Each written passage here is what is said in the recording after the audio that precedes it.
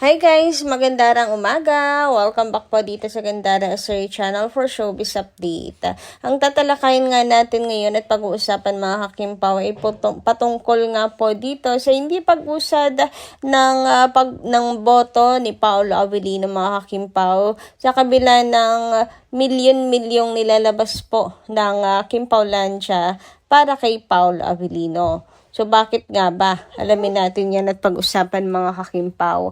Pero bago po ang lahat, sa mga hindi pa nakaka-subscribe sa ating channel, pakiclick lang po tayo nating subscribe button at notification bell na nariyan po sa baba para mag-updated po kayo at ma-notify tuwing may bago tayong chika at balita hinggil sa Kimpaw. Maraming salamat. And ngayon naman dumako po tayo sa pagbabasa ng comment mula po sa ating mga subscribers bilang pasasalamat sa walang sawang pagsuporta at pagtutok sa atin pong mga balita. And ang atin nga pong commentor para po sa umagang ito mga Kakimpaw ay si Ginang Norma Cole or Norma Cole. Sabi niya rito, Ogie Diaz, kahit anong pinagsasabi mo, hindi kami matitinag. Mga supporters ni Kim. Mahal na mahal namin ang Kimpaw. Kaya Ogie Diaz, tumahimik ka dahil walang maniniwala sa iyo. Mga bashers lang ang maniniwala sa iyo dahil isa ka rin bashers ni Kim. Bahala ka. Anong sasabihin mo tungkol sa KP? Basta ipaglalaban namin ng KP. Ayos. Gandara, salamat at God bless. As always. Nako, tama po kayo dyan. Ano? Ang tanging maniniwala na lamang po, syempre yung mga kaparehas po nila ng pakpak mga Kakimpaw.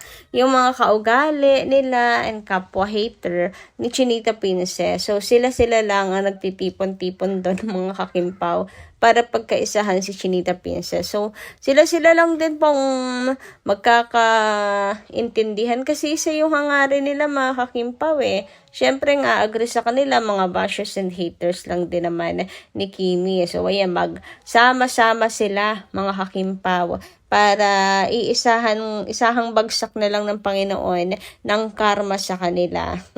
Anyway, tayo naman nga mga ka-KP ay magpapatuloy po sa pagtatanggol kay Chinita Princess. So meron kasing mga netizens of course na nabibiktima. So ang explanations natin ay para doon sa ibang mga netizens na maari pang mabiktima ng mga bashers, di ba? Pero mga bashers, naku, hindi na natin kailangan pang magsayang ng laway. Kasi sabi nga nila, alam nyo, mas maigi pang magpaliwanag sa bobo. Dahil ang bobo, mga Kakimpaw, parang isang tangke na pwede mo pang mapunan, mga Kakimpaw. May makukuha pa sa'yo eh. Pero yung mga TNGA, wala mga Kakimpaw. Mag-uubos ka lang ng laway dyan kasi sarado ang utak nila mga Kakipi. Hindi natin kailangan pang makipag-away po sa kanila. Reserve our energy. Napagtulong na lang po sa mga nangangailangan tulad ng ginagawa nila Kimin Paulo and Kimpaw Internationals at iba pang admins. Na pinagpapatuloy pong adhikain ng Kimpaw. Parang may foundation na nga mga ka-KP kung saan talagang tumutulong po sila sa mga nangangailangan. Dito nga sa amin, ang dami kayang mga bata guys na ang daming mga bata na pumapasok ng nakapaa, walang tsinelas, mga walang uniform, ganyan. Naaawa nga ako mga ka-KP, minsan nag-aabot po ako ng baon, ganyan. So, ang hirap mga ka-KP, maganda nga sana kung merong foundation dito na magbibigay ng mga school supplies, pagkain. Kasi yung iba guys, hindi po nagtatanghalian, umuwi. Nasa school lang, di na umuwi. Tapos maghintay ulit ng next class. Ganon. So, kahit pagkain lang nga iabot nyo sa kanila. At least may laman yung tiyan nila, mga ka-KP. Yun yung ginagawa ko minsan. Pero, di rin man kasi tayo mayaman. Di na kaya ng budget, mga Kakimpaw. Kung mapera lang talaga ako, mga kakipi, sila yung uunahin ko sa halip na ubusin ko yung energy ko sa mga bashers, ay tutulungan ko na lang yung mga bata dito sa school. Alam niyo, tamang-tama mga kakimpaw, itong ni Chinita Princess strategy to deal with the bashers, mga kakimpaw. Lalo na yung mga lata na walang laman. Grabe, napakaiingay mga kakimpaw. Kaya nais ko rin pong ibahagi ito. Paalala muli po sa inyo ang sabi po ni Chinita Princess na let them talk, mga kakimpaw. Iyaan nyo lang sila salita na magsalita, mga kakimpaw, behind you. Sabi dito, let them talk. Kim Chiu on Raisa May controversy. Actress host Kim Chiu shared a pair of cryptic video on social media prompting online speculation that they were her response to the backlash over her controversial remark about fellow television personality Raisa May Dizon. Kim recently drew criticisms after jokingly comparing Dizon to Lotus Fit during an noontime variety show, with many netizens calling the remark insensitive. On her social media account, that Chu reposted videos carrying messages about resilience, criticisms, and self-worth. She did not directly mention the controversy or identify anymore in the post. At some point, you have to accept that you're going to be the villain in someone else's story. Let them talk. Let them misunderstand you. Let them have their opinion, she said. O diba ganyan na po katapang humarap si Chinita Princess ngayon sa mga hamon sa buhay, sa mga bashers niya, mga hakimpaw. Ang dami talaga mga pagbabago kay Kimi, napaka-matured and super strong na talaga ni Kim. This is our Chinita Princess, mga kakimpaw. Anyway, dumako naman po tayo ngayon dito sa botohan for SDA, kung saan sana naman daw po ay walang nakawan na nagaganap. Dahil mga kakimpaw, ang laki ng mga boto, ang laki ng perang nilalaan para po kay Paolo Avellino. Yet, mga kakimpaw, ang bagal umusad ng kay Paolo Avellino na votes, mga kakipi. So sabi nga dito, ang lalaki ng budget for SDA na dinodonate ng ibang KP sa KPs, FGs. Same din sa Solid Dipaw at Kim, mga FGs. Ewan na lang kung matalo pa. Isa sa Kim Pao, ba't bumababa? Dapat early as of now, binabagsak nila. Dahil kung hintayin pa 14, mag-glitch na naman up niyan. At sana naman wala nakawan. Ayan, di ba mga kakimpaw? Ang laki rin po kasi talaga. Nagtutulong-tulong po ang Kimpaw Lancia and Paolo Avellino fans, mga kakimpaw, para maipanalo si Paolo.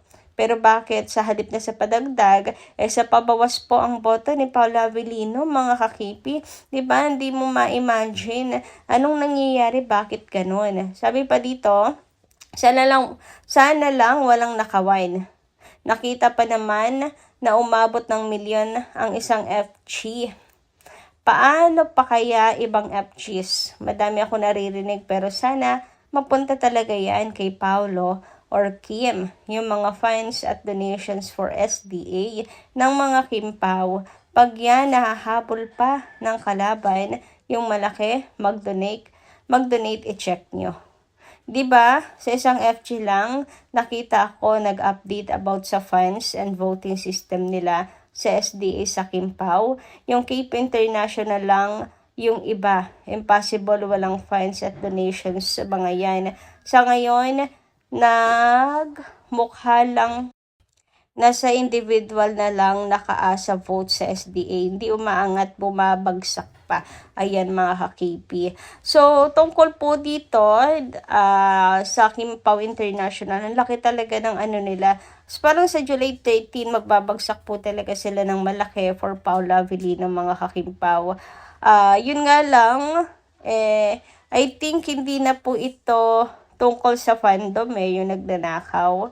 Ang Kim Pao International mga ka-KP ay talagang napaka-generous po niyan. Always po yan talagang all out pagdating kina Kim and Paolo sa pagsuporta and pagbibigay po ng donations, ng pagtulong sa mga less fortunate mga Kim Pao, and todo effort din po sila kapag may mga project ang Kim Pao. Talaga naman pong binabagsakan nila si Kim and Paolo, and may pa food court pa po sila. Ang dami nilang paraan para suportahan ang Kim Pao, so I don't think so.